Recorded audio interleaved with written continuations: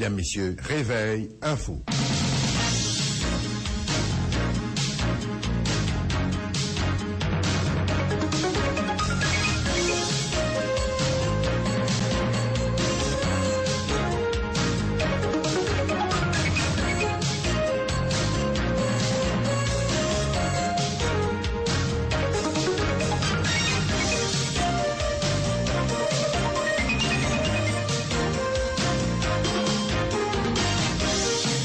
Dernier rappel des titres de l'actualité, le Sénat de la République n'écarte pas la possibilité d'interpeller le gouvernement dans les prochains jours.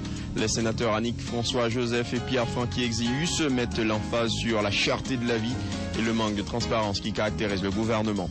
Après le ministre de la Justice et de la Sécurité publique, la commission Justice et Sécurité du Concorde s'est entretenue hier avec l'ancien commissaire du gouvernement de Port-au-Prince, maître Jean-Renel Senatus, ainsi que les avocats Newton Saint-Just et André Michel.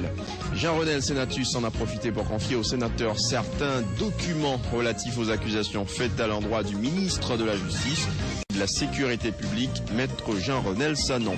Le réseau national de défense des droits humains appelle les autorités à faire la lumière sur la polémique existant entre l'ancien commissaire du gouvernement de Port-au-Prince, le ministre de la Justice et le président du Conseil électoral permanent. Maître Jean-Renel Sanon et Josué Pierre, lui, doivent remettre leur tablier, mesure qui, selon le RNDDH, va faciliter aux deux hommes de répondre des faits qui leur sont reprochés. Puis dans l'actualité également, la machine infernale de l'insécurité s'accélère. Un pasteur répondant au nom de Moïse Joseph a été tué par balle hier, mercredi, à Fontamara 27, dans le quartier de Barreau. Le ministère de la Santé publique et de la Population a procédé hier à l'introduction de nouveaux vaccins dans le programme de vaccination qui s'applique en Haïti. Ces nouveaux vaccins sont le rotavirus, le pneumocoque et le vaccin contre le choléra, entre autres. Et puis dans ce journal, le premier débat télévisé tant attendu entre Barack Obama et Mitt Romney a eu lieu à Denver dans le Colorado hier soir sur la fiscalité. Les échanges ont été vifs et c'est Mitt Romney qui est apparu le plus pugnace. Dans un tout premier sondage express, CNN rapporte que 67% des téléspectateurs donnent Romney vainqueur. Dernière ligne droite de la campagne électorale au Venezuela, la présidentielle aura lieu ce dimanche et les candidats ont jusqu'à ce soir minuit heure locale pour convaincre les électeurs.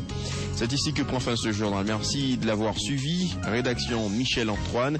Les manœuvres techniques ont été assurées par Wilson César. Mon nom c'est Ivenson Frank. Le plus prochain rendez-vous avec moi, c'est à 13h pour le journal de la mi-journée. Retrouvez dans un instant Tom Dumont pour la présentation de la rubrique La Ronde des Provinces. Nous avons la puissance, la compétence. Donc nous avons aussi le tempo plus haut. Définitivement, plus loin, plus haut, plus fort. La Ronde des Provinces.